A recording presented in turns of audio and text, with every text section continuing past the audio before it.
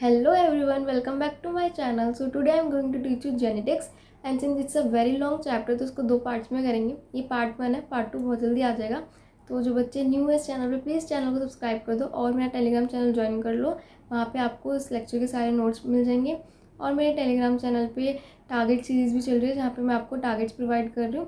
तो आप उन्हें भी फॉलो कर सकते हो और उससे रिलेटेड आपको DPBs मॉक टेस्ट सब प्रोवाइड किया जा रहा है. एंड ऑल्सो मैंने फॉर्मूला शीट्स और रिएक्शन शीट भी अपलोड कर दी है, तो आप वो भी देख सकते हो. अगर आपको सैम्पल चाहिए कि कैसे हमें बनानी है अपनी, तो आप उनकी हेल्प ले सकते हो. So let's start the video.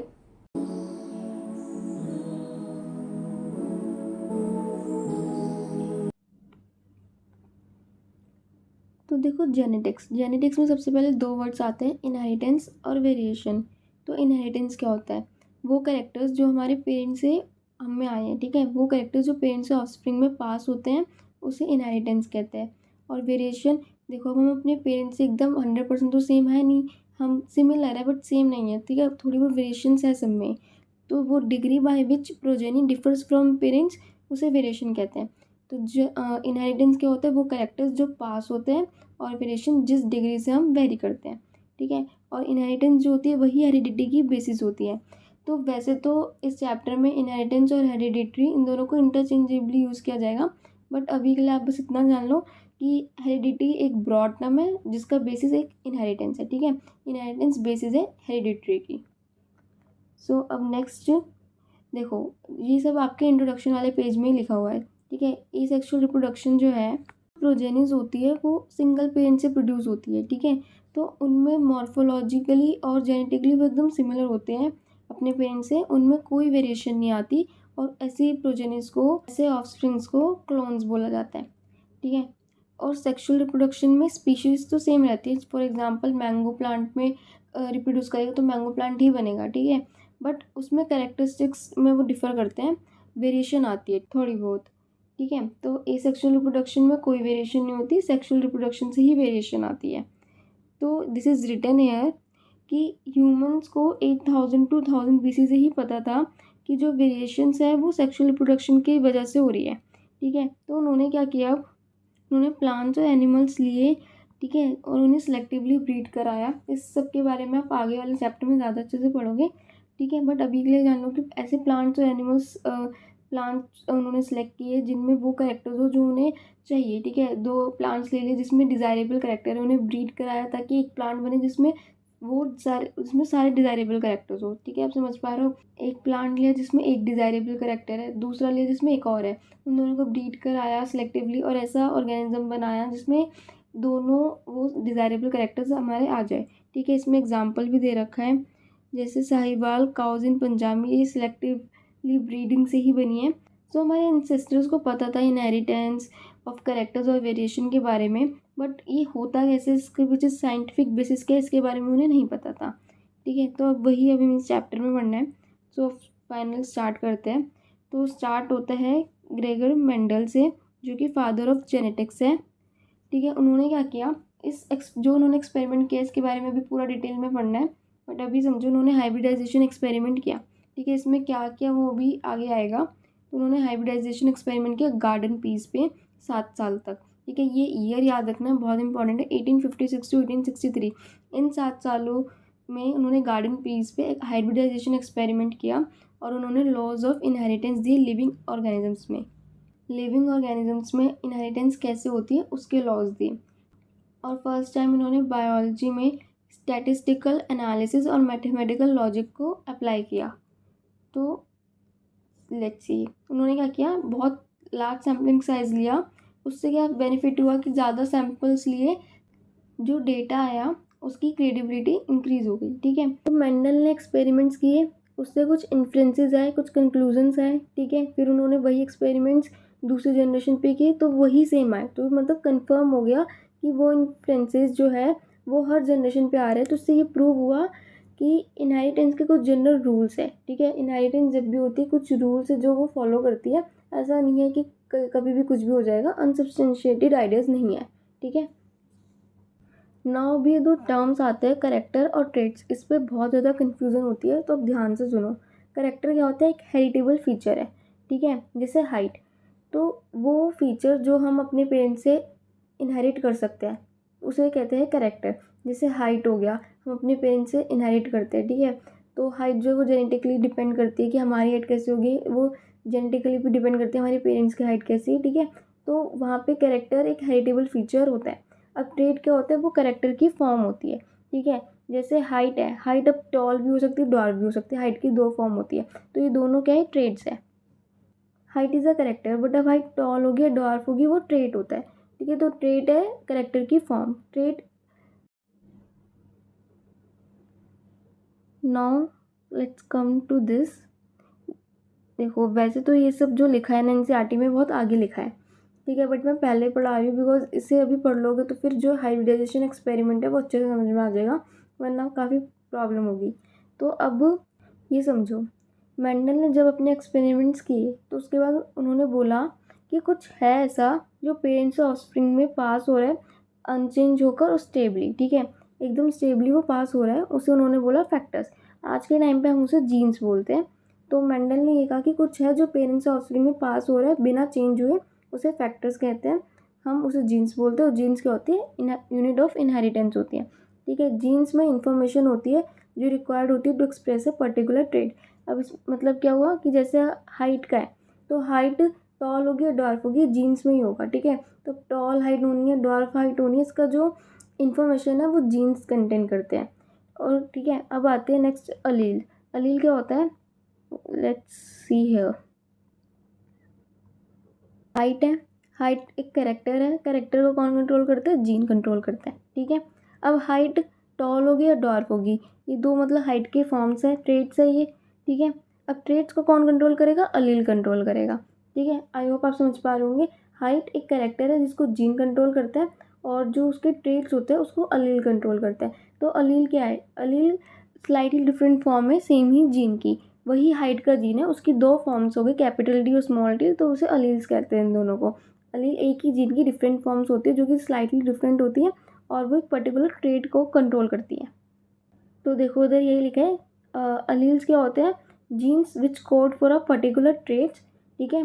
Jeans के ही पार्ट होते हैं जो एक पर्टिकुलर ट्रेट के लिए कोड करते हैं और ये स्लाइटली डिफरेंट फॉर्म होती है सेम जीन की, ठीक है। अब आप समझ पा रहे होंगे अलील और जीन में डिफरेंट क्या है, डिफरेंस क्या है, ठीक है। अब ये समझो जैसे, तो देखो अब जो ऑफस्प्रिंग है, जो बच्चा है उसमें एक अलील आएगा मदर से और एक अलील आएगा फादर से, ठीक है। And then they fuse to form a pair of allele, ठीक है। तो अगर दोनों से कैपिटल टी आ रहा है तो वो जो है वो टॉल के लिए कोड करेगा, दोनों से अगर स्मॉल टी आ रहा है, ठीक है, तो वो डॉर्फ के लिए कोड करेगा। बट मान लो एक से कैपिटल टी आ रहा है, एक से स्मॉल टी आ रहा है, तो ये कैपिटल टी और स्मॉल टी बना, तो अब ये किसके लिए कोड करेगा, तो ये एक्सपेरिमेंटली देखा गया है कि टॉल के लिए कोड करता है।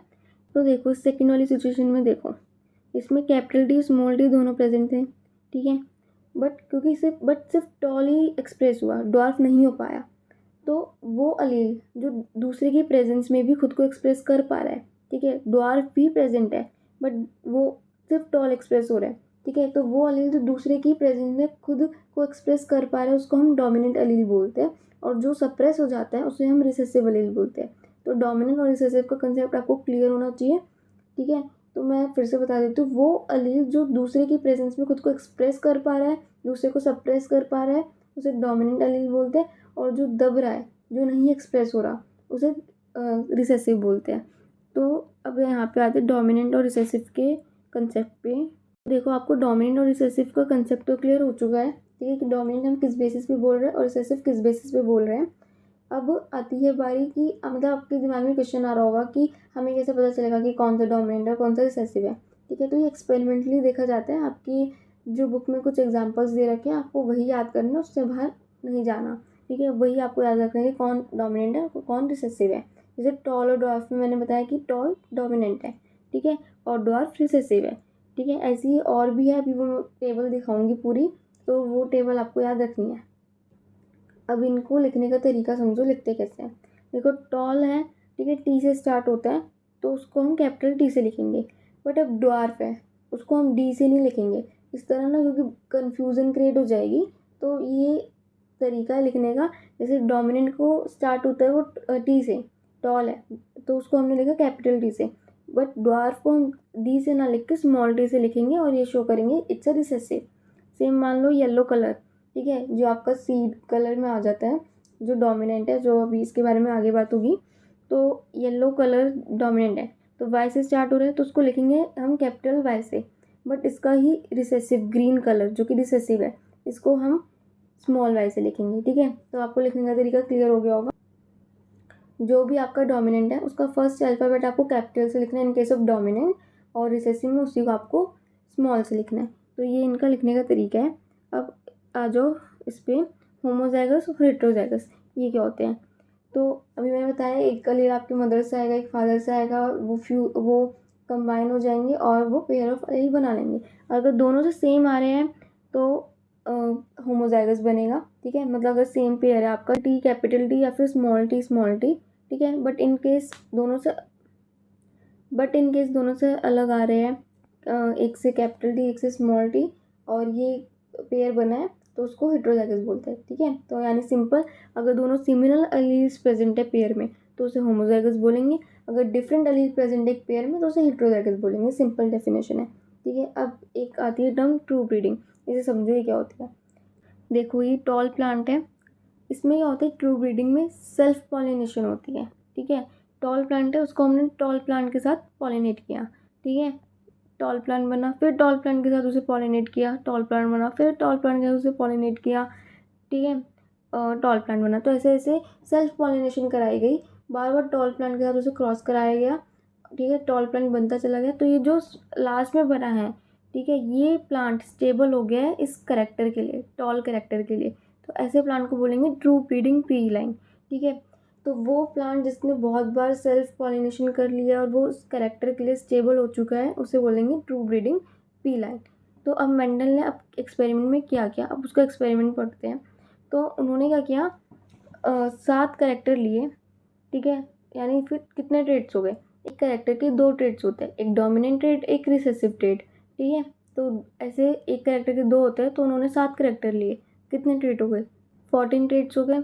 अब 14 ट्रेड्स हो गए और उन्होंने हर एक ट्रेड के लिए एक पी प्लांट लिया, true breeding P plant variety, ठीक है। जैसे मैंने अभी बताया कैसे बनी है वो, एक ट्रेड जो लिया उस प्लांट को उसी ट्रेड के साथ बार बार सेल्फ पॉलिनेट करा करा के एक प्लांट बनाया, ठीक है, जो उस ट्रेड के लिए स्टेबल हो गया। तो ऐसे उन्होंने 14 ट्रेड्स लिए, तो 14 ट्रेड्स के लिए उन्होंने अलग अलग प्लांट लिया, 14 ट्रू ब्रीडिंग पी प्लांट्स उन्होंने लिए, ठीक है। इसको आई होप आप समझ पा रहे हो, 7 कैरेक्टर चूज़ किए यानी 14 ट्रेड्स हो गए। हर ट्रेड के लिए उन्होंने एक ट्रू ब्रीडिंग पी प्लांट लिया। ट्रू ब्रीडिंग पी प्लांट बनाते कैसे मैंने बता दिया, जैसे टॉल कैरेक्टर का मैंने बताया था अभी पीछे, let me show you again कि टॉल कैरेक्टर है ये, ठीक है। तो टॉल कैरेक्टर मान लो जैसे 7 कैरेक्टर है, एक कैरेक्टर हो गया हाइट का, 14 ट्रेड्स हो गए, एक ट्रेड हो गया उसमें टॉल का। तो उन्होंने टॉल प्लांट लिया, उसको फिर टॉल प्लांट के साथ सेल्फ पॉलिनेट किया, ऐसे कर करके एक ऐसा प्लांट बना लिया जो कि उस टॉल ट्रेड के लिए स्टेबल हो गया, तो इसे कहेंगे ट्रू ब्रीडिंग पी प्लांट। तो उन्होंने ऐसा किया, ऐसे ये एक ट्रेड के साथ किया, पर उन्होंने लिए 14 ट्रेड्स, तो उन्होंने ऐसे 14 true breeding P plant varieties ले ली। आई होप अब आपको क्लियर हो गया होगा काफ़ी। तो उन्होंने 7 करेक्टर्स लिए, 14 ट्रेड्स लिए, और हर ट्रेड के लिए एक ट्रू ब्रीडिंग पी प्लांट लिया। और वो कैसे बनाते हैं मैंने दोबारा बता दिया, ठीक है। तो वो क्या होते हैं ट्रू ब्रीडिंग पी प्लांट, जो होते हैं जैसे मान लो हाइट की अगर हम बात करें तो उसमें 2 ट्रेड आ गए, टॉल और ड्वार्फ। तो उन्होंने एक टॉल की बनाई, एक ड्वार्फ की बनाई। तो जो दोनों वैरायटी थी बिल्कुल सिमिलर थी, बस फ़र्क क्या था, एक टॉल थी एक ड्वार्फ थी, ठीक है। वही लाइन लिखी है कि जो प्लांट्स उन्होंने लिए वो सारे सिमिलर थे except for 1 character with contrasting traits, ठीक है। तो ये लिखा है, आई होप आपको सब क्लियर हो गया हो, इसका यही मतलब है। अब इस पे आओ, देखो अब पढ़ते हैं उनका एक्सपेरिमेंट में उन्होंने क्या क्या, ठीक है।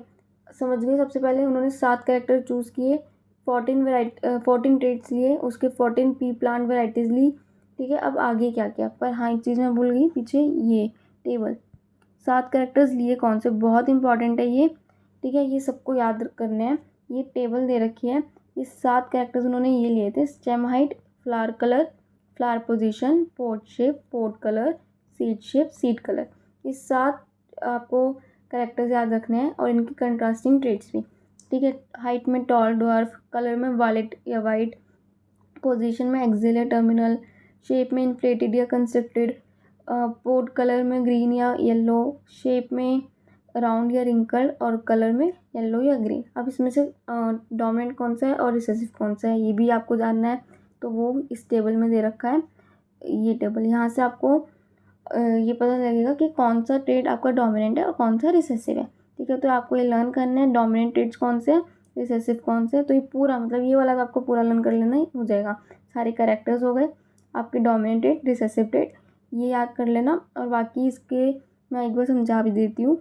आप लोग घर में मटर के दाने देखते हो, उससे कंपेयर करो, जल्दी याद हो जाएगा। बस एक चीज़ में मत करना, ठीक है, वो मैं बताती हूँ। जैसे शेप राउंड होते हैं सारे, ठीक है, तो राउंड डोमिनेंट हो गया, रिंकल्ड फिर रिसेसिव हो गया, ठीक है।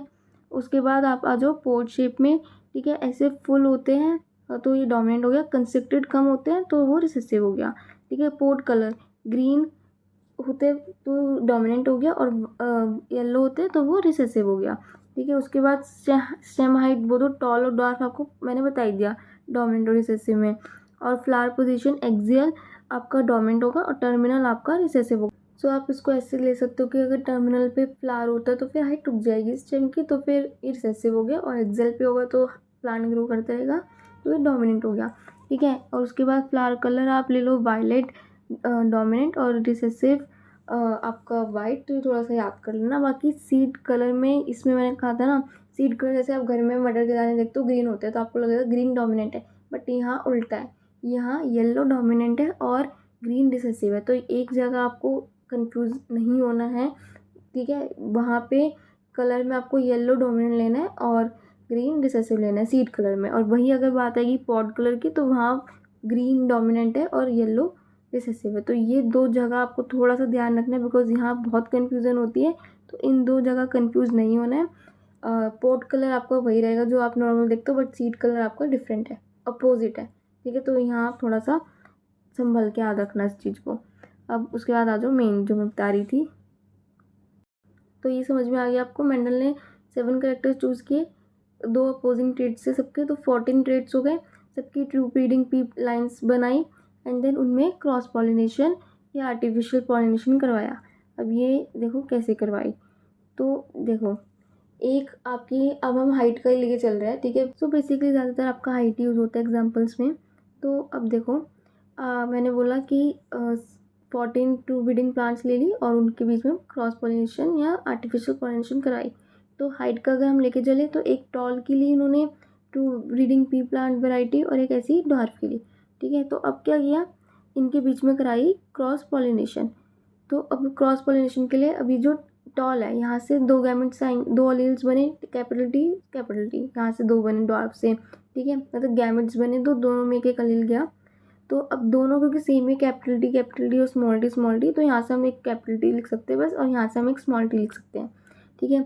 तो क्रॉस पॉलिनेशन में इट फॉर्म्स, एक यहाँ से आया एक यहाँ से आया, it forms a pair of allele capital T small T, ठीक है। और मैंने पीछे बताया था अगर ऐसा होगा तो डोमिनेंट वाला एक्सप्रेस करेगा तो टॉल बना, इसे हम कहेंगे F1 प्रोजेनी या फीलियल 1 प्रोजेनी, ठीक है। अब पूरा सुनो दोबारा से, एक टॉल प्लांट लिया एक डॉर्फ प्लांट लिया, दोनों की क्रॉस पॉलिनेशन कराई, टॉल प्लांट से कैपिटल टी आया, वो डॉर्फ प्लांट से स्मॉल टी आया, ठीक है। दोनों कंबाइन होके कैपिटल टी स्मॉल टी बना, जो कि अल्टीमेटली टॉल प्लांट बनाएगा, ठीक है, क्योंकि टॉल हमारा डोमिनेंट है। तो ये पहला प्लांट जो बना, ठीक है, इन दोनों को हमने जब क्रॉस पॉलिनेशन कराई टॉल और डॉर्फ की, तो हमें जो प्लांट मिला वो टॉल मिला, ठीक है। तो इसको हम बोलेंगे फीलियल 1 या फिर F1 प्रोजेनी, ठीक है। पहले ही प्लांट हमें टॉल मिला।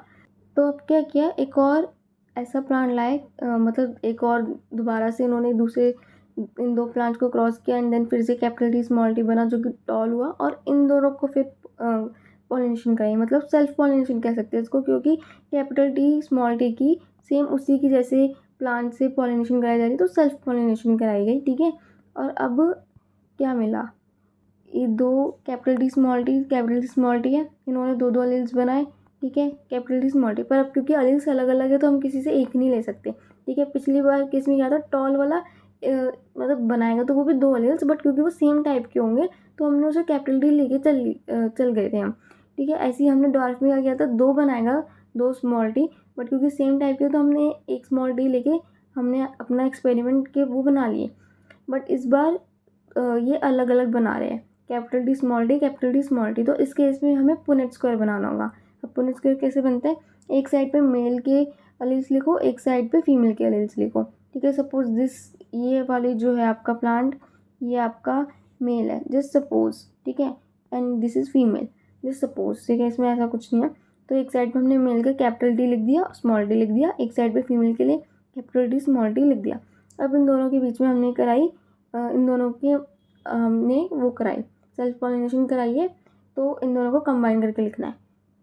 जैसे कैपिटल डी कंबाइन होके it will form capital D, ऐसी capital D small D and small D small D, ठीक है। आई होप आप समझ पा रहे हो कि सबसे पूरा एक्सपेरिमेंट मैं अभी दोबारा से रिपीट कर दूंगी। तो ये हमें 4 प्लांट्स मिले, ठीक है।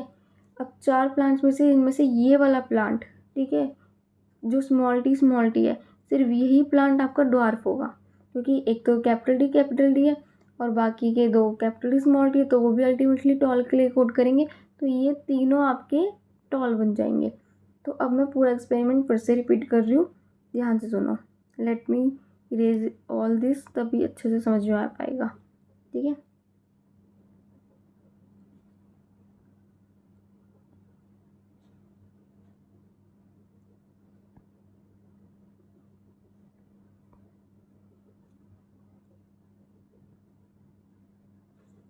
टॉल प्लांट से टॉल एलील आएगा और डॉर्फ प्लांट से डॉर्फ का एलील आएगा, ठीक है। ये मिलके पेयर ऑफ एलील बना कैपिटल डी स्मॉल डी, जिसने टॉल के लिए कोड किया।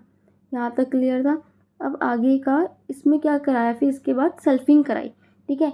यहाँ से टॉल और डॉर्फ को जब हमने क्रॉस पॉलिनेट कराया, हमें जो जनरेशन मिली, जो प्लांट मिला, उसे हमने बोला F1 प्रोजेनी या फीमेल 1 प्रोजेनी, ठीक है, टॉल मिला। अब इसी की हमने सेल्फ पॉलिनेशन करी, इसी के टाइप के प्लांट से कैपिटल डी स्मॉल टी वाले, ठीक है। तो उसमें केस में क्या हुआ, अब यहाँ से सब दोनों 2 टाइप के एलील्स दे रहे थे, तो इस केस में हमने पुनेट स्क्वायर बनाया। एक साइड पे मेल्स के रख दिए, एक साइड पे फीमेल के रख दिए, और दोनों को फिर हमने क्रॉस करके लिख दिया, ठीक है, कंबाइन करके लिख दिया ईजी लैंग्वेज में। तो ये लिखा, और अब यहाँ से 3 जो प्लांट्स बन रहे हैं, इनके गैमेट्स को देखकर आप, इनके एलील्स को देख के आप बता पा रहे हो कि ये तीनों टॉल होंगे और ये वाला डॉर्फ होगा। यहाँ तक क्लियर है। यही उनका एक्सपेरिमेंट था, जब उन्होंने एक टॉल प्लांट और एक डॉर्फ प्लांट को क्रॉस पॉलिनेट किया। पहली जनरेशन में उन्हें टॉल प्लांट मिला, ठीक है, डॉर्फ नहीं मिला। फिर जब उसी को उन्होंने सेल्फ पॉलिनेट किया, तो उन्हें 3 टॉल प्लांट और एक डॉर्फ प्लांट मिला। तो ये एक्सपेरिमेंट आप समझ पा रहे हो कि कैसे हुआ और क्या हमें रिजल्ट मिला। अब उससे उन्होंने क्या बातें बोली वो समझो। मेंडल ने ये ऑब्जर्व किया कि जो F1 प्रोजेनी है वो सारी टॉल थी, उसमें कोई भी डॉर्फ प्लांट नहीं था। तो उन्होंने ये बोला कि F1 जो है वो हमेशा किसी एक पेरेंट से ही रिजेंबल करेगी और दूसरे पेरेंट का जो वो है ट्रेट, वो उनमें नहीं दिखेगा। पहली बात ही समझ में आ गई। अब आगे सुनो। तो अब ये कंक्लूजन्स देखो। तो मेंडल ने ही देखा, मतलब जब F2 आया, F1 में तो सिर्फ टॉल थे, बट वो सरप्राइज हुई कि जब उन्होंने उसे सेल्फ पॉलिनेट किया और F2 जनरेशन आई, तो उसमें डॉर्फ करेक्टर फिर से आ गया, डॉर्फ ट्रेट फिर से आ गया, ठीक है। तो उन्होंने देखा कि 3 प्लांट्स टॉल थे, एक प्लांट डॉर्फ था, और इन्होंने कोई ब्लेंडिंग नहीं की थी। अब ब्लेंडिंग क्या होती है, जैसे ये देखो, टॉल है डॉर्फ है, बट जब सेल्फ पॉलिनेट किया और जब 3 प्लांट्स टॉल आए एक डॉर्फ आया, तो मतलब वो 3 टॉल थे, ऐसा नहीं था कोई इंटरमीडिएट हाइट का हो, ठीक है, बीच की हाइट का, वो तीनों इक्वल ही टॉल थे जो ट्रेट है। तो कोई ब्लेंडिंग नहीं हुई थी बीच में। जैसे F1 में टॉल प्लांट बना, फिर उसको सेल्फ पॉलिनेट किया, और F2 में जब 4 प्लांट्स मिले तो एक डॉर्फ था और बाकी के 3 टॉल थे, तो तीनों ही टॉल थे और एक डॉर्फ ही था, कोई इंटरमीडिएट हाइट का प्लांट नहीं मिला था, तो कोई ब्लेंडिंग शो नहीं हुई थी।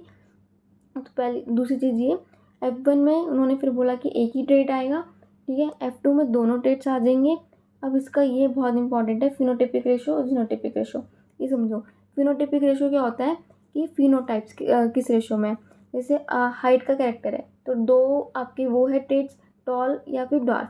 तो फिनोटाइप्स का मतलब क्या होता है, जो हमें दिख रहा है, जो ट्रेट हमें मॉर्फोलॉजिकली हम देख पा रहे हैं। तो हाइट से या तो टॉल होगा या डॉर्फ होगा, ठीक है। दो आपके ये हो गए, टॉल और डॉर्फ, इनका रेशो आया 3:1।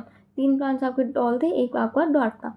अब जीनोटाइपिक रेशो, इनका जीन्स जेनेटिक कंपोजिशन कैसा है, तो या तो कैपिटल टी हो सकता है, कैपिटल टी स्मॉल टी हो सकता है और स्मॉल टी हो सकता है। तो 3 टाइप के कॉम्बिनेशन पॉसिबल है। तो इनका रेशियो क्या था, एक आपका कैपिटल टी था, एक आपका स्मॉल टी था और 2 आपके कैपिटल टी स्मॉल टी यानी हेटेरोजाइगस थे।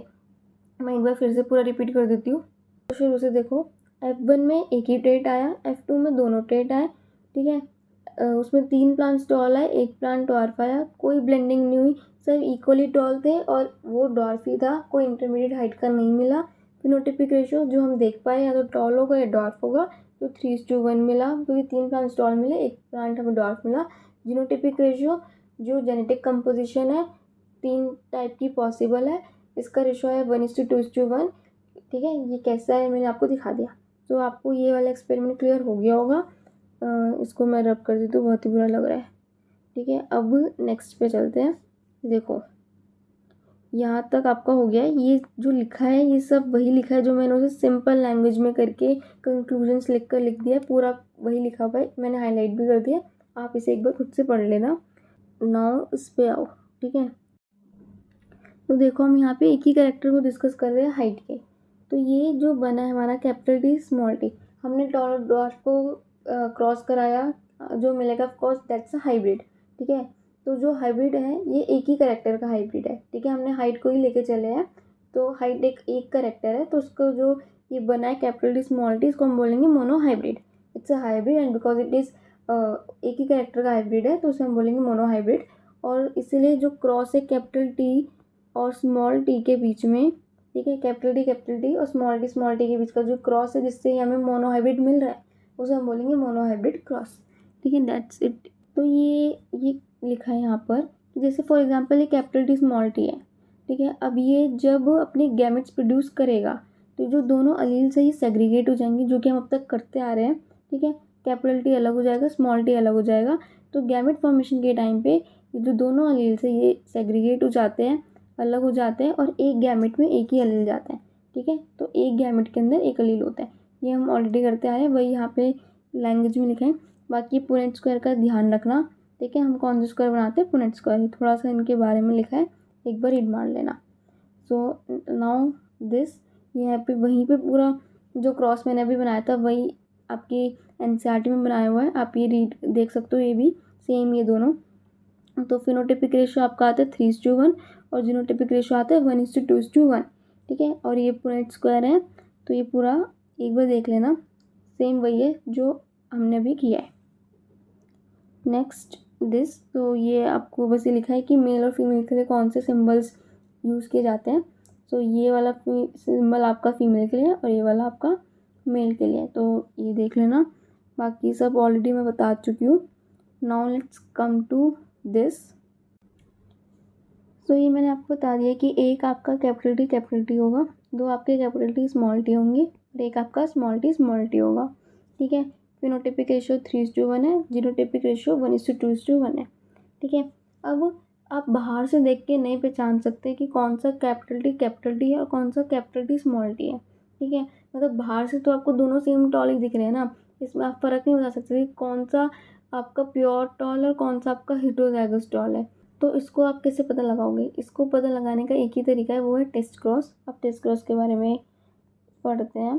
देखो टेस्ट क्रॉस में होता क्या है, आपके पास 2 प्लांट्स हैं, एक आपका प्योर टॉल है, ठीक है, और एक आपका हेटेरोजाइगस टॉल है, ठीक है। पर बाहर से आपको दोनों ही टॉल दिख रहे हैं।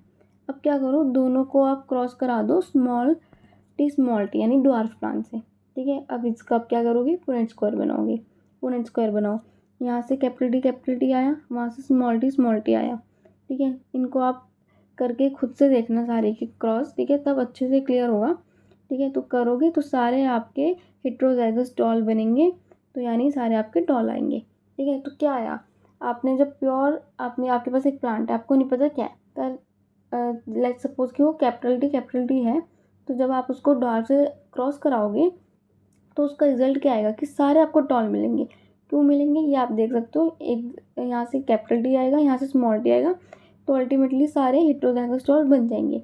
अब वहीं पे अगर आपके पास वो प्लांट जो है वो कैपिटल टी स्मॉल टी हुआ, तो उसके आपने गैमेट्स लिखे, ठीक है, कैपिटल टी स्मॉल टी के लिखे। अब इसकी आप क्रॉसिंग कराओगे तो ये 4 आपके वो आएंगे पेयर ऑफ अलील्स। तो इसमें क्या आया है आप इसमें देख सकते हो ध्यान से, मैं अलग कलर से हाईलाइट कर देती हूँ। ये 2 आपके स्मॉल टी बने हैं, ठीक है, और ये 2 आपके कैपिटल टी स्मॉल टी बने हैं। तो उससे क्या बना है आपका कि 50% आपके टॉल आए हेटेरोजाइगस टॉल और 50% आपकी डॉर्फ आए, ठीक है। तो टेस्ट क्रॉस का आप मतलब समझ गए हो, आपके पास 2 प्लांट्स है, आपको नहीं पता वो कौन सा प्लांट आपका हेटेरोजाइगस टॉल है और कौन सा आपका प्योर टॉल है, दोनों को डॉर्फ प्लांट से क्रॉस करा दो, ठीक है, रिसेसिव वाले से। अब क्या होगा, मेनली डॉर्फ इसलिए बोल रही बिकॉज हम हाइट को लेके चल रहे हैं, otherwise more appropriate is recessive plant से आपको इसका क्रॉस कराना है। तो जिसमें आपको सारे क्रॉस कराने के बाद सारे टॉल मिल गए चारों, तो मतलब वो प्योर टॉल है, तभी आपको चारों टॉल दे पा रहा है। रीज़न आप इस पुंज स्क्वायर से देख के समझ सकते हो कि क्यों, क्योंकि यहाँ से कैपिटल टी आएंगे, वहाँ से स्मॉल टी आएंगे, ये आपका हेटेरोजाइगस टॉल बन जाएगा। और जहाँ आपको 50% टॉल मिल रहा है 50% डॉर्फ मिल रहा है, तो इसका मतलब वो आपका हेटेरोजाइगस टॉल था, क्योंकि 50% अगर आपको डॉर्फ मिल रहा है तो वहाँ से भी आपको डॉर्फ का अलील आया है, ठीक है, तभी मिल पा रहे हैं। तो आई होप ये आपको क्लियर हो गया हो।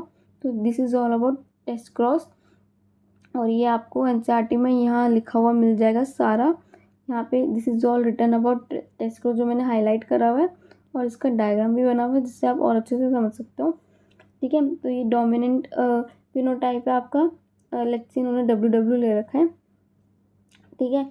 अब एक आपका दोनों कैपिटल है और एक आपका हेटेरोजाइगस है, ठीक है, दोनों को क्रॉस करा दिया स्मॉल वालों से, रिसेसिव वालों से, ठीक है, स्मॉल डब्ल्यू वालों से क्रॉस करा दिया, जहाँ पे सारे फ्लावर आपके वायलेट बने, ठीक है। तो जो अननोन प्लांट है जिसको आपको पता लगाना था जिसका जीनोटाइप, वो आपका होमोजाइगस डोमिनेंट है, और जहाँ पे आधे टॉल और आधे टॉल बोल रही हूँ, आधे वायलेट और आधे वाइट बने, तो यानी जो अननोन फ्लावर था वो आपका हेटेरोजाइगस था। तो ठीक है, मैंने टॉल डॉर्फ एग्जाम्पल से बताया, यहाँ पे ये एग्जाम्पल है, आप इसे पढ़ के समझ सकते हो, एक बार रीड कर लेना सारा, ठीक है। तो वैसे मैं समझ रही हूँ कि आपको क्लियर हो गया होगा कि टेस्ट क्रॉस में क्या कर रहे हैं और वो क्यों कर रहे हैं, उसका क्या बेनिफिट है, उससे हम मेनली जीनोटाइप पता लगाते हैं, ठीक है। अब आ जाओ इस पर, अब क्या हुआ, ये एक्सपेरिमेंट समझ में आ गया आपको, मोनोहाइब्रिड क्रॉस, उसके बाद हमने पढ़ा टेस्ट क्रॉस। अब मोनोहाइब्रिड क्रॉस के बेसिस पे मेंडल ने 2 लॉज दिए थे, एक दिया था पहला लॉ जिसे कहते हैं लॉ ऑफ डोमिनेंस, और दूसरा दिया था लॉ ऑफ सेग्रीगेशन। ध्यान रखना ये बात, मोनोहाइब्रिड क्रॉस क्या होता है, एक कैरेक्टर को जब हम लेके चल रहे हैं, जैसे हमने टॉल और डॉर्फ को लिया, हाइट के कैरेक्टर को लिया, ठीक है, तो एक कैरेक्टर को जब हम लेके चल रहे हैं तो उसे कहते हैं मोनोहाइब्रिड क्रॉस, और उस क्रॉस को मैंने आपको पूरा दिखा दिया, पहले फिनोटिपिक रेशियो है 3:1, जीनोटिपिक रेशियो है 1:2:1, टेस्ट क्रॉस वगैरह सब हुआ। तो उस क्रॉस के बेसिस पे 2 लॉज दिए, लॉ ऑफ डोमिनेंस और लॉ ऑफ सेग्रीगेशन। अब इन दोनों लॉज के बारे में पढ़ो, ठीक है। लॉ ऑफ डोमिनेंस, पहले हम लॉ ऑफ डोमिनेंस पढ़ रहे हैं, तो इसमें क्या बोला, इसमें उन्होंने बोला कि जो करेक्टर्स होते हैं, ठीक है, वो फैक्टर्स कंट्रोल करते हैं, ठीक है, पहला ये बोला, पहली बात कि करेक्टर्स जो होते हैं उन्हें फैक्टर्स कंट्रोल करते हैं, ये मैं ऑलरेडी पीछे भी बता चुकी हूँ कि ठीक है, जैसे करेक्टर फॉर एग्जांपल हाइट है, तो हाइट को कौन कंट्रोल करेगा, जीन कंट्रोल करेगा, और जीन ही तो फैक्टर्स थे उस टाइम पे, ठीक है। तो करेक्टर्स को हमेशा फैक्टर्स कंट्रोल करते हैं, और ये जो फैक्टर्स होते हैं यानी जीन्स होते हैं ये हमेशा पेयर्स में होते हैं, ठीक है, ये आपको ऑलरेडी पहले सब हो चुका है कि पेयर्स में होते हैं, जैसे आप देख सकते हो सारे पेयर्स में हैं, और ये जो 2 पेयर होता है पूरा वो अलील्स का होता है, एक को अलील बोला जाता है जो कि अल्टीमेटली आपका ट्रेट कंट्रोल करेगा कि ट्रेट कैसा होगा, ठीक है। और तीसरा उन्होंने तीसरी बात बोली कि जो डिसिमिलर पेयर है, जैसे capital T small T, this is a dissimilar pair, तो वहाँ पे एक मेंबर डोमिनेट कर जाएगा जिसे डोमिनेंट अलील बोलेंगे, और दूसरा जो नहीं कर पाएगा उसे रिसेसिव बोलेंगे, ठीक है। तो ये उन्होंने 3 बातें बोली, और ये जो लॉ ऑफ डोमिनेंस है इससे उन्होंने 3 चीज़ें एक्सप्लेन करी। एक कि जब हम टॉल और डॉर्फ प्लांट को क्रॉस कर रहे थे तो हमें सारे प्लांट्स मतलब सारा वो जो प्लांट बना वो टॉल क्यों मिला, क्योंकि वो डोमिनेट कर गया। फिर F2 में हमें टॉल का डॉर्फ वापस क्यों मिला, ठीक है, तो वो, और फिर उसके बाद F2 में हमारा 3:1 का रेशियो क्यों आया, सब लॉ ऑफ डोमिनेंस ने एक्सप्लेन किया था। तो आई होप आपको उसके आंसर्स पता होंगे। So now let's come to law of segregation. ये क्या कहता है कि जैसे ये आपका for example capital small T है, तो ये जो है दोनों गैमेट फॉर्मेशन के टाइम पे, ठीक है, जब मियोसिस होगी तो ये दोनों अलील जो है वो सेग्रीगेट कर जाएंगे, ठीक है, और गैमेट में एक ही अलील जाएगा, मतलब एक गैमेट में एक ही अलील जाएगा, तो ये दोनों अलील सेग्रीगेट कर जाएंगे और एक अलील एक ही गैमेट में जाएगा। दूसरी चीज़, ये जो अलील से कोई ब्लेंडिंग शो नहीं करते, ठीक है, ब्लेंडिंग नहीं होगी, जैसे है वैसे रहेंगे, ठीक है। और ये जो लॉ ऑफ सेग्रीगेशन है ये यूनिवर्सल लॉ है, ठीक है, ये हर जगह वैलिड है, इसकी कोई एक्सेप्शन नहीं है। जैसे मेंडल ने 3 लॉ दिए हैं, ठीक है, 2 दिए हैं मोनोहाइब्रिड क्रॉस के बेसिस पे, लॉ ऑफ डोमिनेंस और लॉ ऑफ सेग्रीगेशन, एक दिया डाईहाइब्रिड क्रॉस के ऊपर लॉ ऑफ इंडिपेंडेंट असॉर्टमेंट, ठीक है। तो 3 लॉज दिए हैं, जिसमें से लॉ ऑफ डोमिनेंस की एक्सेप्शंस है जो भी हम पढ़ने वाले हैं। लॉ ऑफ सेग्रीगेशन की कोई एक्सेप्शन नहीं है, ये यूनिवर्सल लॉ है, क्योंकि अगर अगर बाई चांस इसमें कोई एक्सेप्शन आ गई ना तो फिर वो बीमारी बन जाएगी, ठीक है, इसमें कोई एक्सेप्शन नहीं हो सकती, इसमें कोई एक्सेप्शन नहीं है। अगर इसमें कोई प्रॉब्लम आई तो दैट मीन्स वो एक प्रॉब्लम हो जाएगी, that is a disease, okay. But इसमें कोई प्रॉब्लम कोई एक्सेप्शन नहीं है। And law of independent assortment, उसके भी एक्सेप्शन है, लिंकेज, वो नेक्स्ट पार्ट में होगी। तो अभी इस पार्ट में हमें लॉ ऑफ डोमिनेंस के एक्सेप्शंस कर लिए, तो ये हो गया है। अब आ जाओ लॉ ऑफ डोमिनेंस के एक्सेप्शंस पे। सबसे पहले पहली एक्सेप्शन की बात करते हैं, जो कि है इनकम्प्लीट डोमिनेंस। तो इसमें क्या होता है, जैसे आपका जो वो होता है हेटेरोजाइगस, अगर कंडीशन की बात करें तो एक अलील डोमिनेंट होगा दूसरे पे, बट कुछ सिचुएशंस में बाय चांस वो अलील जो है वो पूरी तरह से डोमिनेंट नहीं हो पा रहा, ठीक है, इनकम्प्लीटली डोमिनेंट है और वो नहीं हो पा रहा, और जो फिर जो फिनोटाइप आ रहा है वो किसी पेरेंट से रिजेंबल नहीं हो रहा, तो उसे बोलेंगे इनकम्प्लीट डोमिनेंस, ठीक है। इसका एग्जाम्पल देखते हैं, डॉग फ्लावर या फिर स्नैपड्रैगन या एंटीरियम स्पीशीज भी बोलते हैं, तो उसमें देखा गया है। तो उसमें क्या होता है, उसका जो फ्लावर होता है डोमिनेंट, उसका जो है कलर वो रेड है, ठीक है, और वाइट उसका है रिसेसिव। तो हमें लिखने का तरीका मैंने बताया था, रेड डोमिनेंट है तो कैपिटल आर से लिखेंगे रेड, और वाइट जो कि रिसेसिव है उसे लिखेंगे स्मॉल आर से, ठीक है। अब हमने इसकी कराई क्रॉस पॉलिनेशन, तो हमें मिला capital R small R. But dominant law of dominance क्या कहते हैं कि ये टॉल होगा, ठीक है, बट ये सॉरी टॉल बोल रही हूँ। लॉ ऑफ डोमिनेंस क्या कहते हैं कि इसे रेड होना चाहिए था क्योंकि रेड डोमिनेंट है, बट यहाँ पे हो गई इनकम्प्लीट डोमिनेंस। तो ये जो रेड कलर है ये कम्प्लीटली डोमिनेंट नहीं हो पाया वाइट पे, और पिंक कलर आ गया, और पिंक कलर किसी पेरेंट से रिजेंबल नहीं हो रहा, एक रेड है एक वाइट है और प्रोजेनी आ रही है पिंक कलर की, ठीक है। तो this is the simplest way जहाँ से आप ये जिससे आप ये समझ सकते हो। अब इसके आगे क्या किया था, सेल्फिंग कराई गई थी, सेम इसी टाइप के दूसरे फ्लावर से पॉलिनेशन कराया गया। अब क्या करेंगे, पुनेट स्क्वायर बनाएंगे, ठीक है, कैपिटल आर स्मॉल आर इधर, कैपिटल आर स्मॉल आर इधर, तो ये हमें प्रोजेनिस मिली, एक capital R small R small R, capital R small R, capital R small R, ठीक है, तो ये हमें प्रोजेनी मिली। अब आती है इसमें मेन बात फिनोटिपिक रेशियो जीनोटिपिक रेशियो की, ठीक है। तो हुआ क्या, अगर हम डोमिनेंस की बात करें तो उसमें क्या होता था, उसके अकॉर्डिंग क्या होना था, 3 रेड मिलने थे 1 वाइट मिलना था, ये होना था, जो कि हम 3:1 का रेशियो पढ़ते आ रहे थे। बट अब क्योंकि इनकम्प्लीट डोमिनेंस हुई है, तो जो कैपिटल आर है उससे तो हमें 1 रेड मिल गया, जो स्मॉल आर है उससे तो हमें 1 वाइट मिल गया, बट जो 2 हेटेरोजाइगस कंडीशन में है, ठीक है, उससे हमें 2 पिंक मिलेंगे, ठीक है, क्योंकि वो जो रेड कलर है वो कम्प्लीटली डोमिनेंट नहीं है और पिंक कलर प्रोड्यूस हो रहा है, तो ये मिलेगा। तो इसका फिनोटिपिक रेशियो भी 1:2:1 आ जाएगा और जीनोटिपिक रेशियो भी 1:2:1 आ जाएगा, ठीक है।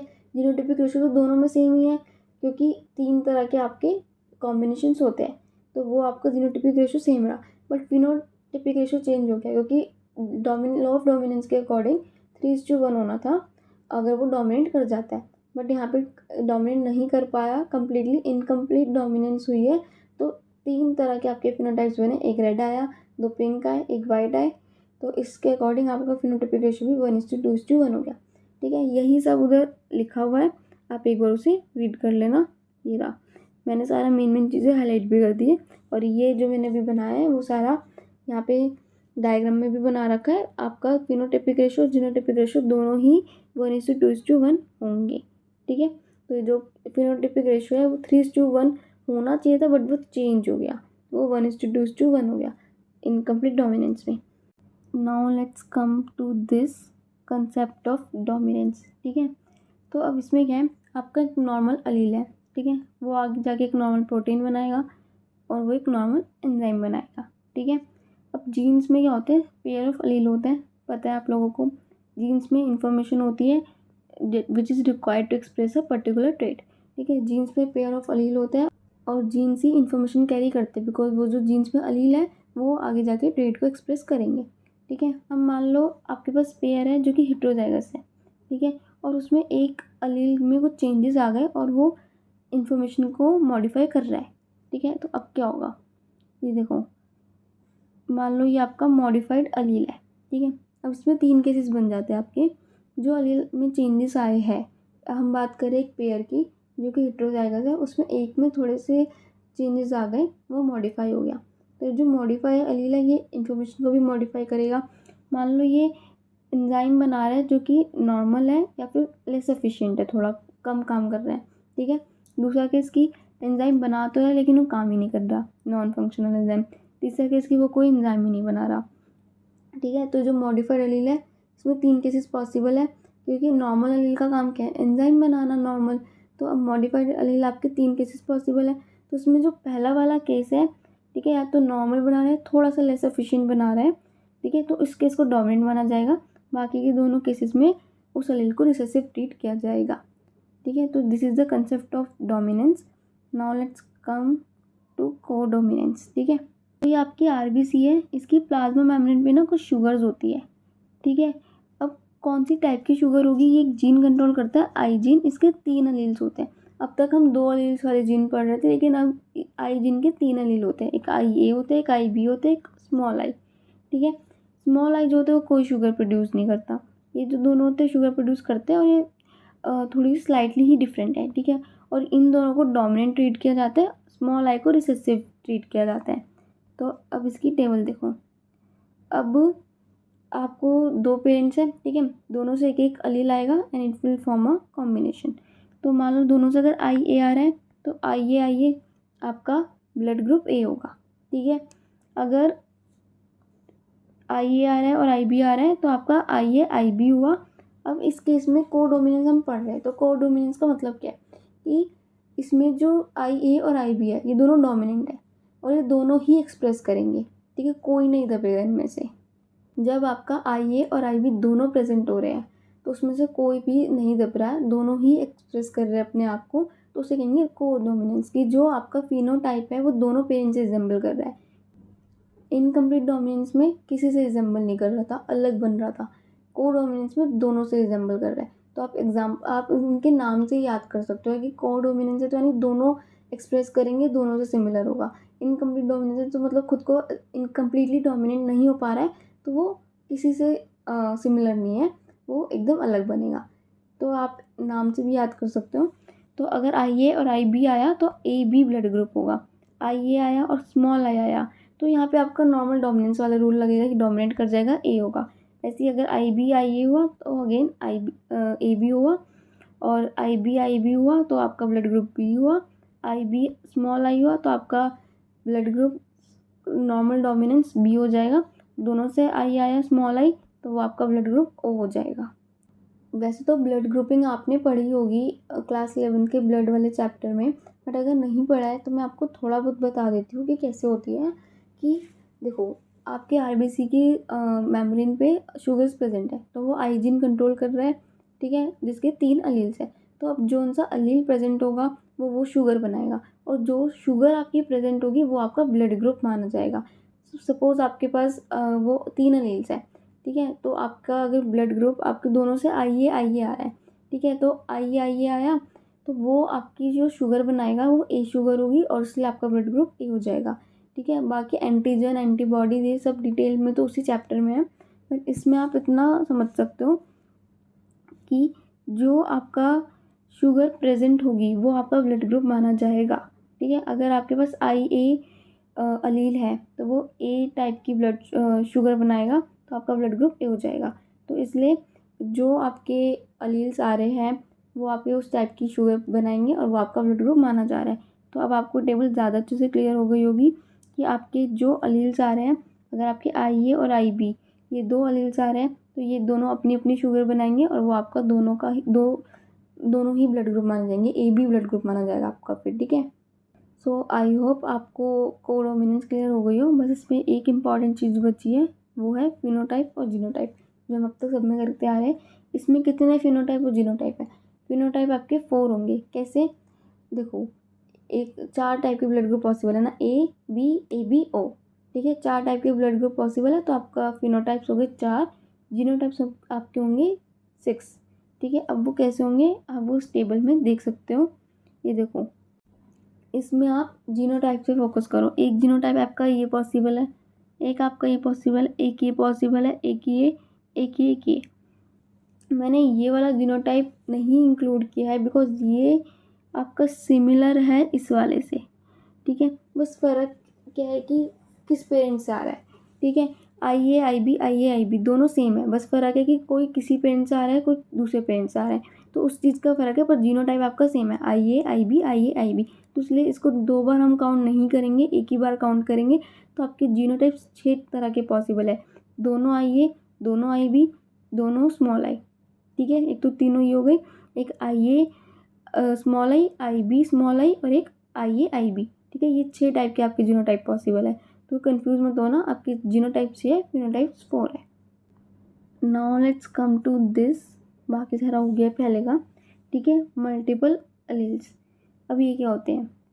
मल्टीपल अलील्स, जैसे एक करेक्टर है, फॉर एग्जांपल हाइट, उसी को लेके चलती हूँ। हाइट के कितने अलील्स होते हैं? 2, एक जो टॉल के लिए कोड करते हैं, एक जो ड्वार्फ के लिए कोड करते हैं, ठीक है। बट 2 से ज़्यादा अलील अगर किसी करेक्टर को गवर्न कर रहे हो, ठीक है, कंट्रोल कर रहे हो, तो उसे मल्टीपल अलील्स बोलते हैं, मल्टीपल अलीलिज्म बोलते हैं, ठीक है। इसका बेस्ट एग्जांपल है एवीओ ब्लड ग्रुपिंग, जो हमने अभी अभी देखी है। इसको, हमारा जो ब्लड ग्रुप है, इसको 3 अलील्स कंट्रोल करते हैं, आई ए आई बी और आई, ठीक है। तो ये इसका एग्जांपल हुआ। और ये बात याद रखना, ये पॉपुलेशन में फाउंड होती है, ह्यूमंस में नहीं होंगी, ठीक है। देखो, ह्यूमंस ना डिप्लॉयड ऑर्गेनिज्म है, तो ह्यूमन में 2 ही प्रेजेंट होंगे। अब आपका जो ब्लड ग्रुप है, मैंने आपको टेबल दिखाई, तो एक मदर से आ रहा था एक अलील, एक फादर से आ रहा था, तो कंबाइन होकर आपके पास अलील का एक ही पेयर था, 2 ही थे, या तो आई ए आई बी होंगे, आई ए आई ए होंगे। तो वो जो 6 डिफरेंट जीनोटाइप्स बने थे, तो 2 ही होंगे। एक ह्यूमन बीइंग में आपके 2 ही अलील प्रेजेंट होंगे। बट अगर आप पूरी पॉपुलेशन देखो, तो 3 टाइप के अलील है, किसी आई ए आई बी आई स्मॉल आई, ठीक है। 3 अलील है आपके पॉपुलेशन में प्रेजेंट, आपको 3 वेराइटीज़ मिलेंगी अलील की, पर एक ह्यूमन बीइंग में 2 ही अलील प्रेजेंट होंगे। आई होप ये पॉइंट आप समझ पा रहे होंगे, बहुत इंपॉर्टेंट है कि ह्यूमन बीइंग में 2 ही होंगे, ठीक है। बट ये मल्टीपल अलीलिज्म आपका कभी ह्यूमन में नहीं शो होता, ठीक है। एक पर्टिकुलर ऑर्गेनिज्म में शो नहीं होता, ये आपका पॉपुलेशन में शो होता है, ठीक है। पॉपुलेशन में आपको 3 दिखेंगे, क्योंकि जो कि 3 है, बट ह्यूमन बीइंग में ओनली 2 ही प्रेजेंट होंगे। तो ये मुझे लग रहा है आपको क्लियर हो गया होगा। Now let's come to this. तो कभी कभी क्या होता है, ये अलग टॉपिक है, ठीक है।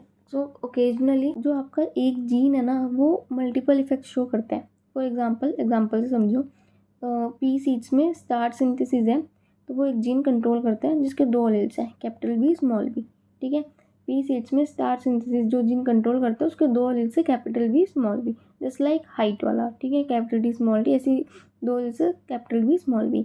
अब कैपिटल बी से समझ आ गया होगा डोमिनेंट है, स्मॉल बी आपका रिसेसिव है। तो जब आपके पी सीड्स में कैपिटल बी प्रेजेंट है, तो आपकी स्टार्च की जो ग्रेन्स है बड़े बड़े बनेंगे, ठीक है, लार्ज। और जब वो स्मॉल पे प्रेजेंट है, तो स्मॉल स्टार्च ग्रेन्स बनेंगे, छोटे छोटे। अब मल्टीपल इफेक्ट्स का क्या मतलब है? मैंने ऊपर बोला ना, एक जीन कई बार मल्टीपल इफेक्ट्स भी शो करता है।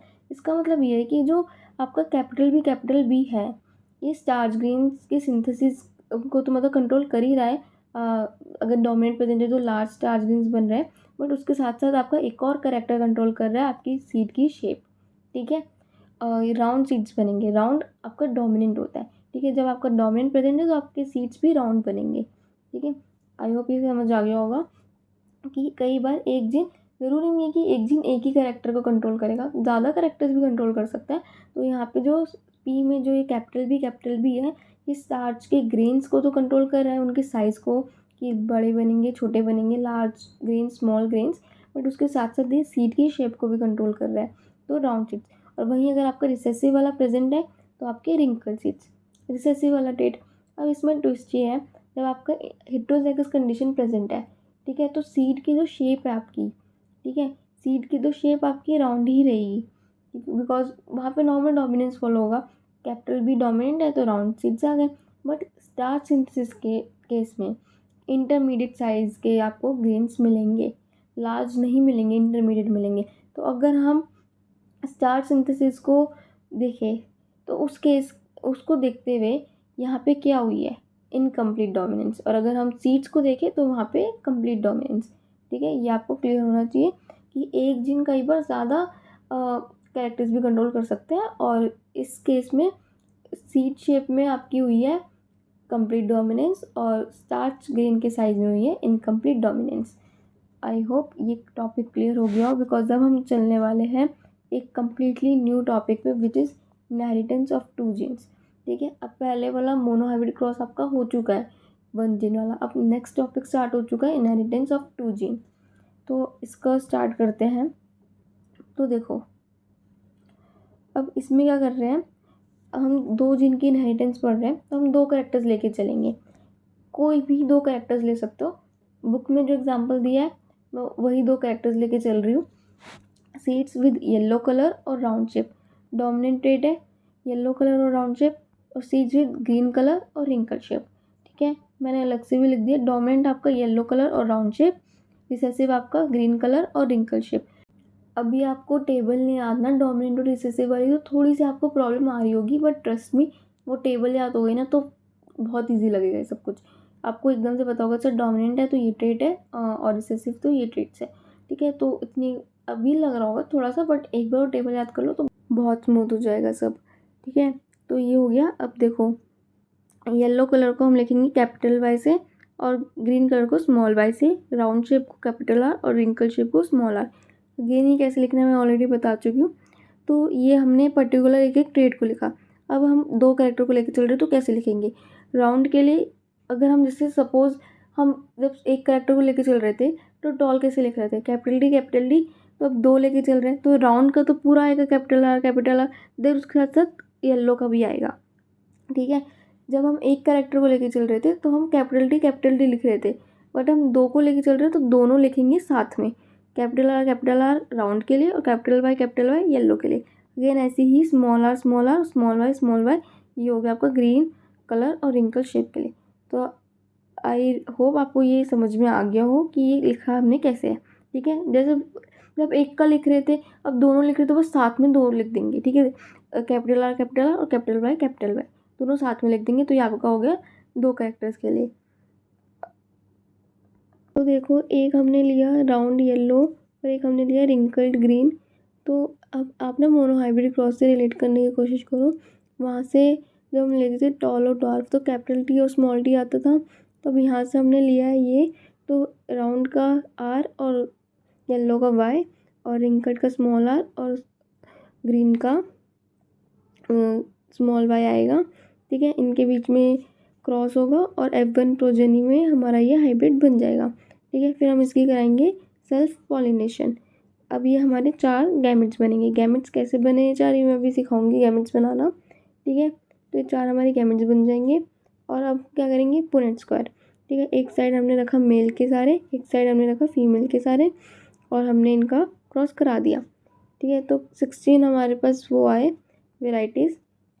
अभी देखो यहाँ पे एक तो वही सब बता रखा है जो मैंने अभी बताया। ठीक है, ऐसे आर वाई आया, स्मॉल वाई आया। ठीक है, हाइब्रिड बना, F1 जनरेशन आई, उसके बाद इसका पुनेट स्क्वायर के सब हुआ। ठीक है, अब इसमें मेन चीज़ ये देखो, इसमें 4 तरह के फिनोटाइप्स मिलेंगे। एक तो राउंड येलो हमारा था ही, रिंकल ग्रीन हमारा था ही, एक राउंड ग्रीन और रिंकल्ड येलो, ये 2 और फिनोटाइप्स मिलेंगे। तो हमें 4 तरह के फिनोटाइप्स देखने मिलेंगे F2 जनरेशन में, और उनका रेशियो होगा 9:3:1।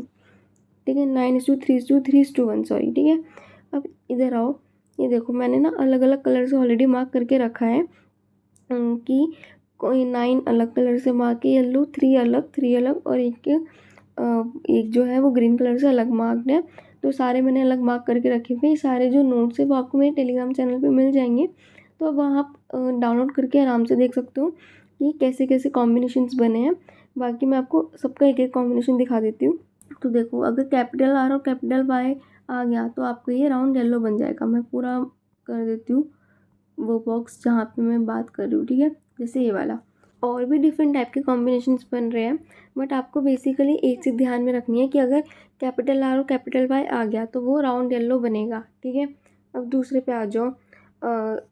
देखो अब दूसरे पे आते हैं। ये वाला बॉक्स देखो, ठीक है, मैं लास्ट वाली रो के ही दिखा रही हूँ बिकॉज वहाँ पे चारों मिल रहे हैं तो ईजी होगी। इस वाले बॉक्स में आप ये आपका बनना है।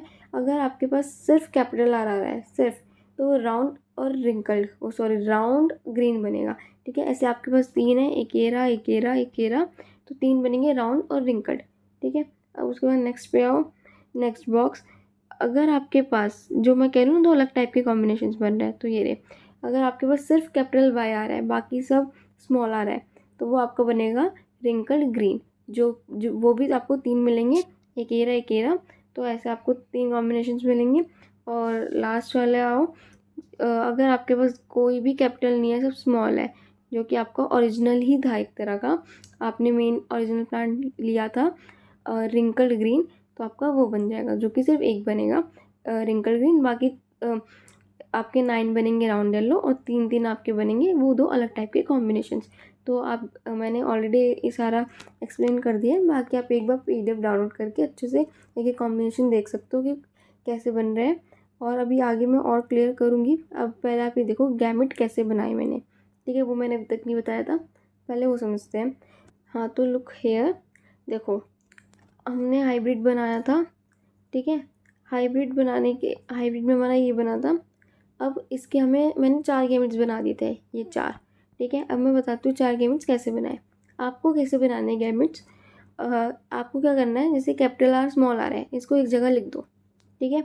अब इन दोनों को एक एक करके कंबाइन करो, कैपिटल वाई स्मॉल वाई से, कैपिटल वाई स्मॉल वाई से। क्यों? क्योंकि आपके पास ऊपर जो मेन आप जिसके गैमेट्स बना रहे हो उसमें दोनों है, दोनों है तो दोनों से कंबाइन करोगे एंड देन कॉम्बिनेशन लिखते चले जाओ, आपके 4 गैमेट्स बन गए। दूसरा एग्जाम्पल देखो, ठीक है, इसमें आर आर है, दोनों को अलग अलग लिख दो। अब आपके पास यहाँ पे वैरायटी नहीं है, यहाँ पे एक ही गैमेट, एक मतलब गैमेट्स ऑफ कोर्स 2 बनेंगे, 2 कैपिटल वाई, बट वैरायटी तो एक ही है ना, कैपिटल वाई अलग थोड़ी है। तो एक ही कैपिटल वाई लिखो और आपके 2 टाइप के गैमेट्स ही बन गए। तो आई होप आपको क्लियर हो गया हो कि आपको क्या करना है, जो वैरायटी है उसको लिखना है एंड उसको कंबाइन करना है दूसरी वैरायटी से, ठीक है। अगर आपको क्लियर हो गया ये गैमेट्स कैसे बनाने हैं, तो इस वाले कॉम्बिनेशन के गैमेट्स बनाकर आप मुझे कमेंट करोगे एंड देन मैं आपको बताऊंगी ये आपने सही बनाया है गलत बनाया है, ठीक है। तो अच्छे से समझ लो, अच्छे से प्रैक्टिस करो और इसके मुझे आपको कमेंट करने हैं गैमेट्स। मैं फिर से बता देती हूँ, एक कैरेक्टर के अलील्स को एक साइड पे लिख दो, उसको कंबाइन कराओ दूसरे कैरेक्टर के अलील से। अगर जैसे मेरा सेकंड एग्जांपल है उसमें वेरिएशन नहीं है तो एक ही टाइप का था तो एक से ही करा दो, 2 टाइप के गैमेट बन जाएंगे। तो ऐसा कोई प्रॉब्लम नहीं है, 2 भी बन सकते हैं, 4 भी बन सकते हैं, ठीक है। तो वो डिपेंड करता है आपके कॉम्बिनेशन पे। ओके, तो इस तरह से गैमेट्स बनाने हैं। नाउ आ जाओ लॉ ऑफ इंडिपेंडेंट असॉर्टमेंट, ठीक है। अब ये क्या कहता है, देखो स्टार्टिंग हमारी हुई थी, हमने ये लिया राउंड और येलो और रिंकल ग्रीन, इनको कंबाइन, इनको क्रॉस कराया, हमारा हाइब्रिड बना इससे। अब ये लॉ ऑफ इंडिपेंडेंट असॉर्टमेंट कह रहा है, जैसे मोनो हाइब्रिड पे आ जाओ एक बार वापस से, ये कैपिटल टी स्मॉल टी है, लॉ ऑफ सेग्रीगेशन लगाते दोनों अपना अलग अलग वो हो जाएंगे सेग्रीगेट, और एक अलील ही एक गैमेट में जाएगा। अब यहाँ पे भी ये होगा, कैपिटल आर स्मॉल आर अलग हो जाएंगे, कैपिटल वाई स्मॉल वाई अलग हो जाएंगे, ठीक है। तो ये सारे अपने अलग हो जाएंगे। बट अब लॉ ऑफ इंडिपेंडेंट असॉर्टमेंट क्या कह रहा है, वो ये कह रहा है कि जैसे डाई हाइब्रिड है, ठीक है, 2 कैरेक्टर्स को हम स्टडी कर रहे हैं, तो जो कैपिटल आर स्मॉल आर का सेग्रीगेशन है और जो कैपिटल वाई स्मॉल वाई का सेग्रीगेशन है, ये दोनों का सेग्रीगेशन में एक दूसरे का रोल नहीं है, ठीक है। मतलब जो राउंड वाला कैरेक्टर है उसका सेग्रीगेशन, और जो मतलब 2 कैरेक्टर्स हमने लिए थे ना, एक सीड की शेप जो कि राउंड और रिंकल्ड है, तो सीड की शेप का जो कैरेक्टर का सेग्रीगेशन है, ठीक है, और जो दूसरा कैरेक्टर है आपका कलर वाला येलो ग्रीन, वो इन दोनों की अपनी अपनी सेग्रीगेशन होगी और एक दूसरे में कोई रोल नहीं है, कोई इंटरफेयर नहीं है। सिंपल भाषा में बोलूँ तो दोनों कैरेक्टर्स अपना इंडिपेंडेंटली असॉर्ट होंगे, कोई किसी पे डिपेंड नहीं है, ठीक है। कैपिटल वाई स्मॉल वाई की सेग्रीगेशन कोई डिपेंड नहीं करती आर वाले उस पर, कैरेक्टर्स पे, ठीक है, सीट शेप पे। तो दिस इज़ द मेन जो उसने बोला है। हालांकि ये रॉन्ग प्रूव हो जाएगा आगे लिंकेज में, बट लिंकेज हमारा सेकेंड पार्ट में होगा। तो इसकी जो वो है एक्सेप्शंस, वो लिंकेज वो सेकेंड पार्ट में करेंगे। अभी के लिए आप इतना समझो, लॉ ने बोला है कि दोनों इंडिपेंडेंटली असॉर्ट होंगे, कोई एक दूसरे पे डिपेंड नहीं है, ठीक है। और एक इस पे आ जाओ, ये थोड़ा ना मैथमेटिकली प्रूव किया गया था, तो अगर आपको समझ में आ जाता है तो ठीक है, अदरवाइज नहीं भी आएगा तो कोई इतनी प्रॉब्लम नहीं है। तो ये देखो, इसमें लिखा है कि मोनो हाइब्रिड में F2 का रेशियो आया था 3:1, ठीक है। और अब आपने डाई हाइब्रिड लिया, इसमें आपका F2 जनरेशन में रेशियो है 9:3:1। तो TT जो है वो आपके सेग्रीगेट हो रहे थे 3:1 में। ऐसे ये यहाँ पर है, ये चारों सेग्रीगेट हो जाएंगे, ठीक है। तो अगर ये दोनों हम इसको लेके चले एक तरह का मोनो हाइब्रिड, आर को जो सेग्रीगेट हो रहा है कैपिटल R स्मॉल r में, ये 3:1 के रेशियो में सेग्रीगेट हो रहा है। कैपिटल Y स्मॉल y ये 3:1 के रेशियो में सेग्रीगेट हो रहा है। क्यों ले रहा है? मतलब कैपिटल R और स्मॉल r जो है वो अपना एक मोनो हाइब्रिड क्रॉस की तरह अपना इंडिपेंडेंटली सॉर्ट हो रहा है 3:1 में। सेम ऐसे ही वो अपना सॉर्ट हो रहा है 3:1 में। तो इनका स्क्वायर किया जाएगा तो रेशियो आएगा आपका 9:3:1, जो कि आपका डाई हाइब्रिड में रेशियो आया है। तो मेनली सिंपल बोलूँ तो इसमें ये बोला गया है कि जैसे मोनो हाइब्रिड में टी और capital D small T assort हो रहे हैं, ऐसे ही ये दोनों असॉर्ट हो रहे होंगे, तभी आपका रेशियो ये आएगा। तो उसका मतलब कैपिटल R स्मॉल r की जो वो है सेग्रीगेशन, उसमें बाय का कोई रोल नहीं है, वो अपना इंडिपेंडेंटली असॉर्ट हो रहा है। जैसे अगर हम मोनो हाइब्रिड में देखें, जैसे वो हो रहे थे वैसे ही वो हो रहा है, उसमें दूसरे कैरेक्टर के आ जाने से उस पर कोई इम्पैक्ट नहीं पड़ा है। तो ये मैथमेटिकली भी प्रूव हुआ था, तो ये लिखा है, तो बस वो मैंने बता दिया। आपको समझ आ गया तो अच्छी बात है, नहीं आया तो उसका कोई ऐसा इम्पोर्टेंट है नहीं है, ठीक है। और उसके बाद अब आ जाओ इस पर मेन फिनोटिपिक रेशियो और जीनोटिपिक रेशियो। फिनोटिपिक रेशियो मैंने बता दिया, 4 टाइप के आपके फिनोटाइप बनेंगे। 9:3:3:1 के रेशियो में आपका वो आएगा, ठीक है, वो हो चुका है। जीनोटिपिक रेशियो लंबा है थोड़ा, एनसीईआरटी में नहीं दिया बट लिख लेना, बिकॉज एनसीईआरटी में से क्वेश्चन पूछा गया है कि क्या इसका जीनोटिपिक रेशियो भी यही होगा, जो कि नहीं होगा, जीनोटिपिक रेशियो अलग होगा। मैं क्वेश्चन दिखा देती हूँ एक बार, ये देखो लास्ट में लिखा है कि is the genotypic ratio also 9:3:3:1, जो कि नहीं है, गलत है। तो दूसरा है। तो इफ़ एनसीईआरटी में डायरेक्ट नहीं लिखा बट एज अ क्वेश्चन पूछ लिया तो आप कर लो, because it can be asked. तो इसका जीनोटिपिक रेशियो होता है 1:2:1:2:4:2:1:2:1। बहुत भयानक लग रहा होगा, आई नो। अब ऐसे याद करो इसका निमोनिक, जिस तरह से मैंने किया था। सबसे पहले क्या करो, आप कैपिटल R 3 बार लिख दो, then capital R small r ये 3 बार लिख दो, देन स्मॉल r ये 3 बार लिख दो, ठीक है। उसके बाद अब ऐसे लिख दिया, पहले आपने एक कैरेक्टर के तीनों homozygous, then heterozygous, then homozygous recessive, ऐसे लिख दिए। अब उसके बाद इसमें क्या करना है, होमोजाइगस डोमिनेंट, हेटेरोजाइगस और होमोजाइगस रिसेसिव, ठीक है, ऐसे लिखना है। Capital Y small y small y, इस तरह से लिखा फिर, ठीक है। तो इस तरह से आपको कॉम्बिनेशंस बनाने हैं, ठीक है।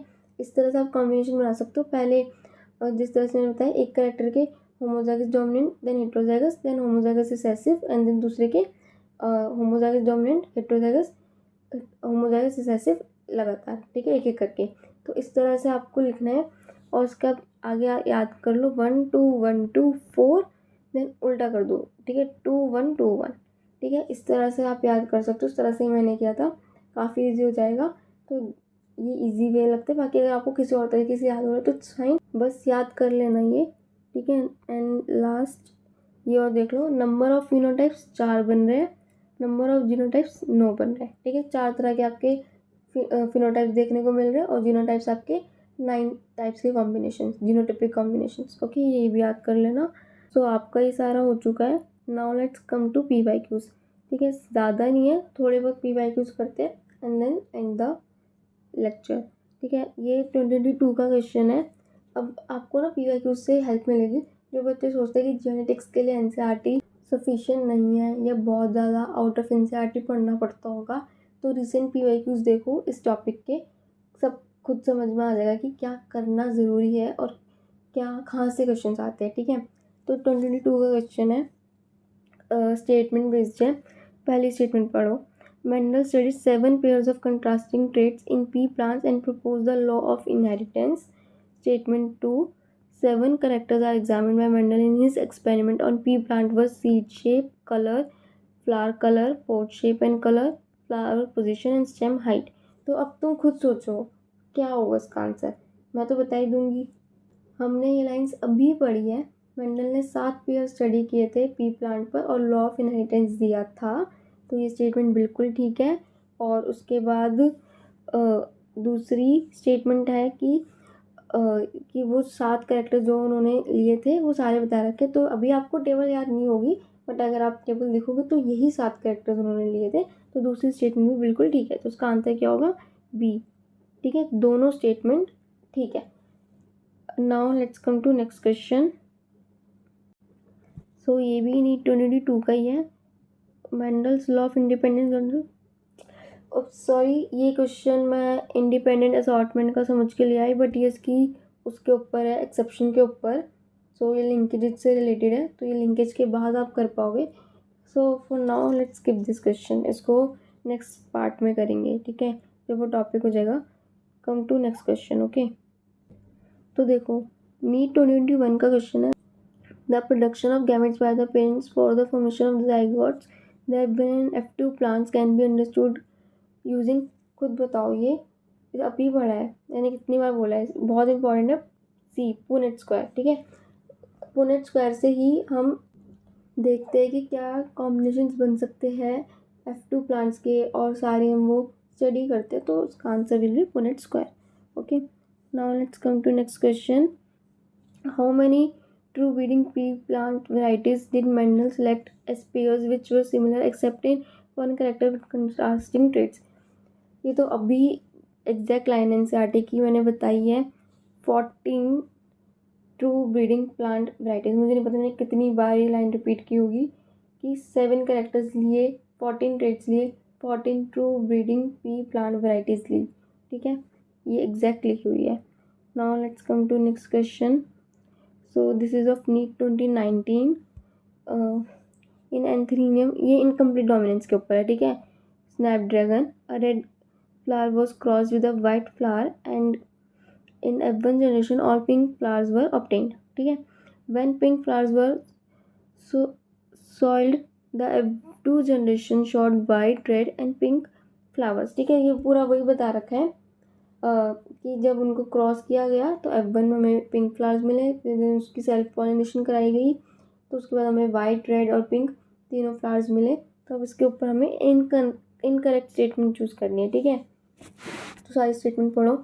Law of segregation does not apply in this experiment. ऐसा तो नहीं है,